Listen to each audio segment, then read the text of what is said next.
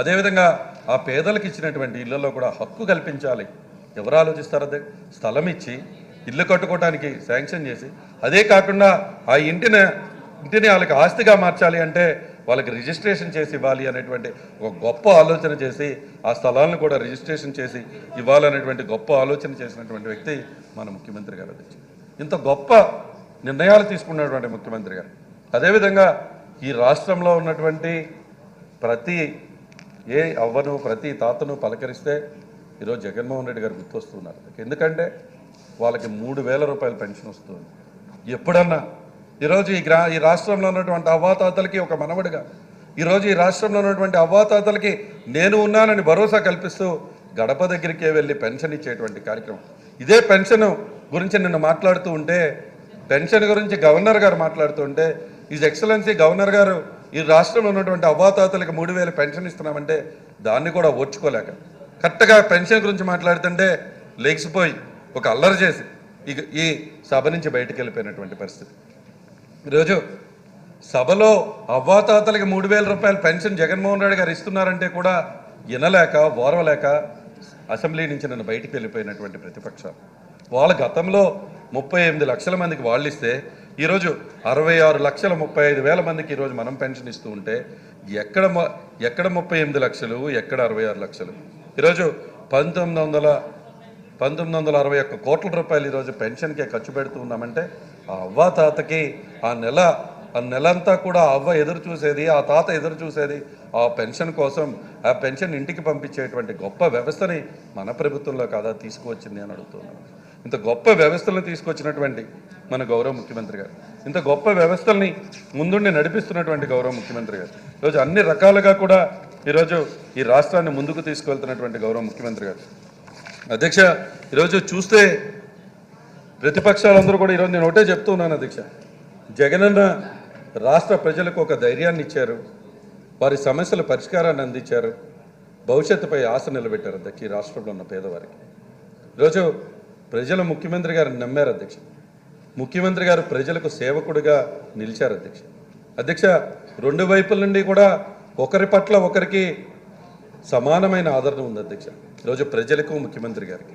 ఎందుకంటే ముఖ్యమంత్రి గారు వారికి సేవకుడిగా, ప్రజలు కూడా వీరు ఈరోజు ముఖ్యమంత్రి గారిని నమ్మి ఈరోజు మేము సిద్ధంగా ఉన్నాం, మళ్ళీ జగన్మోహన్ రెడ్డి గారిని ముఖ్యమంత్రిగా చేసుకోవాల్సినటువంటి ఆవశ్యకత ఉంది అని రాష్ట్రంలో ప్రజలు ఈరోజు చెప్తూ ఉన్నారు అధ్యక్ష. ఈరోజు దానికి ఉదాహరణ ఇప్పటికే జరిగినటువంటి ఏ మీటింగ్కి వెళ్ళినా ఈరోజు ఎక్కడ చూసినా కూడా, మొన్న భీమిడిలో మీరు చూశారు, అదేవిధంగా అది జరిగినటువంటి సభ, దెందులూరులో మా దగ్గర జరిగినటువంటి సభ, లక్షలాదిగా ఈరోజు ప్రజలు మేము జగనన్నని ఆశీర్వదించడానికి వచ్చాం, జగనన్నే ముఖ్యమంత్రిగా ఈ రాష్ట్రానికి ఉండాలి, ఇది ఆవశ్యకత, ఈ రాష్ట్రంలో పేదవారికి న్యాయం జరగాలంటే ఈ జగన్మోహన్ రెడ్డి గారు, వైఎస్ఆర్ కాంగ్రెస్ పార్టీ ప్రభుత్వం ఉండాలని ప్రజలే స్వచ్ఛందంగా ఈరోజు మేము పెడుతున్నటువంటి సిద్ధం సభలకు వస్తూ ఉంటే, అదే మాది దెందులూరు నియోజకవర్గంలో జరిగినటువంటి సభ లక్షలాదిగా ఈరోజు 5 లక్షల మించి పైచలుకగా ఈరోజు అక్కడికి వచ్చి జగన్మోహన్ రెడ్డి గారిని ఆశీర్వదిస్తే, ఈరోజు నిన్న మళ్ళీ చంద్రబాబు నాయుడు గారు వచ్చారు అధ్యక్ష. రా కదలి రా అంటూ ఉన్నారు. మా పక్కనే ఉన్నటువంటి చింతలపూడి ఈరోజు 5 లక్షల మంది మనకొస్తే 4,000 మంది కూడా లేనటువంటి సభ. రా కదలి రా అంటే ప్రజలు నేను రాను బాబు అని వెళ్ళిపోతున్నాను. భవిష్యత్తు గ్యారంటీ అని నేను చెప్తుంటే మా భవిష్యత్తు నువ్వు గ్యారంటీ ఇవ్వలేవని చెప్పి సభ నుంచి వెళ్ళిపోతున్నటువంటి పరిస్థితి. రా కదలి రా అంటే వాళ్ళ పుత్రరత్నం అనేటువంటి లోకేషే రానటువంటి పరిస్థితి.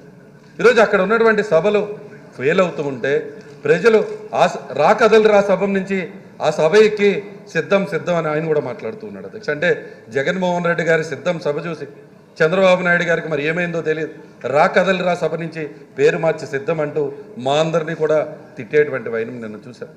నిన్న నన్ను తిడుతూ ఉన్నారు, మా పార్లమెంట్లో ఉన్నటువంటి శాసనసభ్యులు, మా ఎంపీలను, మంత్రుల్ని అందరినీ కూడా ఇష్టం వచ్చినట్టు వారు తిడుతూ ఉన్నారు.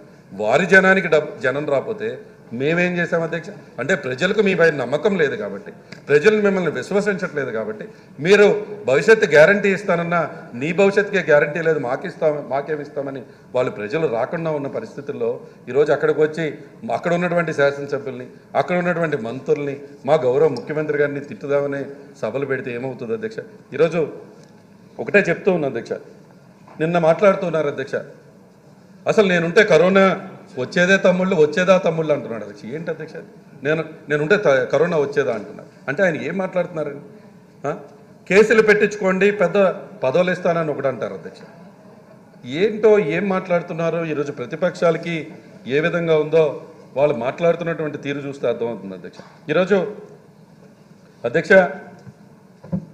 మోసం చేసేవారికి అవకాశం ఉండదు అధ్యక్ష.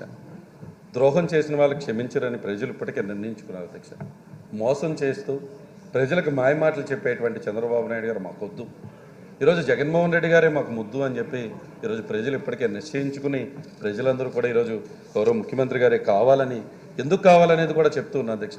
ఈరోజు మనం చూస్తే కనుక ఈ 4.5 ఏళ్లలో 50% జిఎస్డిపి వృద్ధి రేటు సాధించినటువంటి రాష్ట్రం 16వ ర్యాంక్ నుంచి 4వ ర్యాంక్కి ఎగబాక్యం అధ్యక్ష. ఈరోజు ఇది మన రాష్ట్రంలో జరిగినటువంటి పరిస్థితి. అదేవిధంగా ఈరోజు చూస్తే నిన్న వారు మాట్లాడుతూ ఉన్నారు అధ్యక్ష, ఉద్యోగాలు. ఈ సభాసాక్షిగా అది కూడా చెప్పాలనుకుంటూ ఉన్నా అధ్యక్ష. ప్రభుత్వ ఉద్యోగాలు టీడీపీ హయాంలో, చంద్రబాబు నాయుడు హయాంలో 34,000 మందికి ఇస్తే, గౌరవ ముఖ్యమంత్రి గారు జగన్మోహన్ రెడ్డి గారి పాలనలో 4,93,000 మందికి ఉద్యోగాలు కల్పించింది మన ముఖ్యమంత్రి గారు కాదా అధ్యక్ష? చంద్రబాబు తన 5 ఏళ్ల పాలనలో ఇచ్చిన మొత్తం ప్రభుత్వ ఉద్యోగాలు కేవలం 34,108. జగనన్న ప్రభుత్వం ఇప్పటివరకు 4,93,000 ప్రభుత్వ ఉద్యోగాలు కల్పించామే. అందులో 2,13,662 పర్మనెంట్ ఉద్యోగాలు కల్పించామే. ఇది తీసుకొచ్చింది ఎవరు అనేది వాళ్ళకి తెలియట్లేదా అని చెప్పి చంద్రబాబు నాయుడు గారిని అడుగుతున్నాను. ఈ విధంగా అన్ని రకాలుగా ఈరోజు అభివృద్ధి చెందుతూ, అన్ని రకాలుగా ఈ రాష్ట్రాన్ని ముందుకు తీసుకువెళ్తూ, అధ్యక్ష, నేను ఒకటే చెప్తూ ఉన్నాను అధ్యక్ష, ఈరోజు అన్ని రంగాల్లో కూడా ఈరోజు మన రాష్ట్రాన్ని ముందుకు తీసుకెళ్తున్నటువంటి ఘనత మన ముఖ్యమంత్రి గారి అధ్యక్ష. అది ప్రతి ఒక్క దాంట్లో కూడా అధ్యక్ష. ఈరోజు నిన్ను అడుగుతూ ఉన్నారు ఎక్కడ పరిశ్రమలు అని చెప్పి. మేము చెప్తూ ఉన్నాం అధ్యక్ష, industry giants including Reliance, Adani, Tata, Infosys, Shree Cement, Century Plywood, Grasim, Jindal group, Yokohama, eco steel, లారెన్స్ ర్యాప్, ఇలాంటివన్నీ కూడా ఇది పరిశ్రమలు కాదా అని అడుగుతూ ఉన్నాం అధ్యక్ష. ఇంత పెద్ద ఎత్తున పరిశ్రమలు తీసుకొచ్చింది మన రాష్ట్రంలో కాదా? ఒక్క సింగిల్ సమిట్ పెడితే ఈరోజు 13.5 lakh crore ఇన్వెస్ట్మెంట్స్ని తీసుకొచ్చినటువంటి రాష్ట్రం విశాఖపట్నం జరిగినటువంటి సమిట్. అదేవిధంగా ఈరోజు మనం చూస్తే ప్రతి ఒక్క విషయంలో కూడా ఈరోజు ఈ రాష్ట్రంలో massive infrastructural boost never in the history of Andhra Pradesh. Independence రఫ్లీ 72 years. ఇక్కడ ఆంధ్రప్రదేశ్ అప్పుడు మనకు ఓన్లీ 6 పోర్ట్స్ ఉన్నాయి అధ్యక్ష.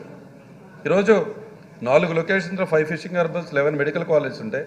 గౌరవ ముఖ్యమంత్రి గారు వచ్చాక ఈరోజు ఈ 4 ఏళ్లలో ఈరోజు అనేక 4 new ports, 10 new fishing harbours, 2 airports, 17 new medical colleges, 3 industrial corridors, ఇవన్నీ తెచ్చింది మన ప్రభుత్వంలో కాదా అని అడుగుతూ ఉన్నాను అధ్యక్ష.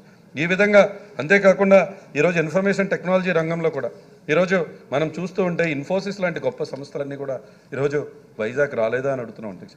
వైజాగ్ని బీచ్ డెస్టినేషన్ సిటీగా మార్చుతూ ఈరోజు ఐటీ, ఈరోజు గేట్వే టు ది సౌత్ ఇండియాని ఈరోజు వైజాగ్గా మార్చుతూ ఈరోజు ఐటీని అక్కడ పెద్ద ఎత్తున తీసుకెళ్తుంది మన ప్రభుత్వం కాదా?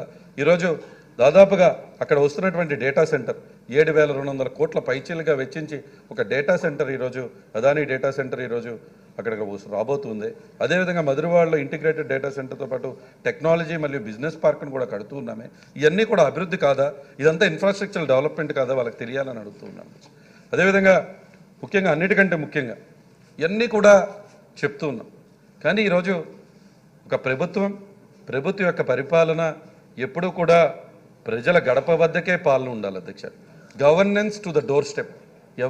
ఈ భారతదేశంలో governance to the door step చేస్తున్నటువంటి ఏకైక రాష్ట్రం మన ఆంధ్ర రాష్ట్రం, మన ప్రభుత్వం, మన ముఖ్యమంత్రి గారు అధ్యక్ష. ఎందుకు అంటూ ఉన్నామంటే ఈరోజు ఒక గొప్ప సచివాలయ వ్యవస్థను తీసుకొచ్చి, మహాత్మా గాంధీ గారు కలలు కన్నటువంటి గ్రామ స్వరాజ్యాన్ని తీసుకొచ్చి ఈరోజు 15,004 గ్రామ వార్డు సచివాలయాలను ఏర్పాటు చేసి ఈరోజు ప్రతి గ్రామంలో అధికారులను కూర్చోబెట్టి, అన్ని డిపార్ట్మెంట్స్కి కూడా గ్రామాల్లోని అధికారులను కూర్చోబెట్టి 1,35,000 మంది ఈరోజు డిగ్రీ చదువుకున్నటువంటి పిల్లలందరినీ కూడా పర్మనెంట్ జాబ్స్ ఆ గ్రామాల్లో క్రియేట్ చేసి గ్రామాల్లో మీరు సర్వీసెస్ ప్రొవైడ్ చేయండి. అంతేకాకుండా లక్షలాదిగా వాలంటీర్లను రిక్రూట్ చేసి ఈరోజు ప్రతి వాలంటీర్కి 50 కుటుంబాలని మ్యాచ్ చేస్తూ ఈరోజు ఎక్కడ అధ్యక్ష? ఈరోజు ఇక్కడ కూర్చుని మనం ఒక విషయంపై రాష్ట్రంలో governance to the door step తీసుకెళ్ళాలి, ఏ విషయంపై ఏది తెలియాలన్నా ఈరోజు రాష్ట్రం మొత్తం మీద కూడా ఈరోజు రాష్ట్రంలో ఏ గ్రామానికి వెళ్ళినా 550 సర్వీసెస్ ఈరోజు ఆ గ్రామంలోనే వాళ్ళు అందుకోవచ్చు అధ్యక్ష. అది పెన్షన్ అవనివ్వండి, రేషన్ అవనివ్వండి, ఏదైనా సరే 550 సర్వీసుల్ని అదే గ్రామంలో వాళ్ళకి అందుతున్నాయంటే అది governance to the door step కాదా అని అడుగుతూ ఉన్నాం అధ్యక్ష. ఈరోజు ప్రతిపక్షాల్లో జన్మభూమి కమిటీలు లాంటి దద్దమ్మ కమిటీలు పెట్టుకుని ఈరోజు మీరు చేసినటువంటి పరిపాలన ఏంటి? ఈరోజు సచివాలయ వ్యవస్థని తీసుకువచ్చి గ్రామాల్లోనే ఈరోజు అధికారులను పెట్టి గ్రామాల్లోనే వాలంటీర్లను పెట్టి ఈరోజు ప్రతి గడప దగ్గరికి ప్రభుత్వాన్ని తీసుకెళ్ళినటువంటి ఘనత మా ముఖ్యమంత్రి గారిది కాదా అని అడుగుతూ ఉన్నాం అధ్యక్ష. ఈరోజు ఈ రాష్ట్రంలో ఇది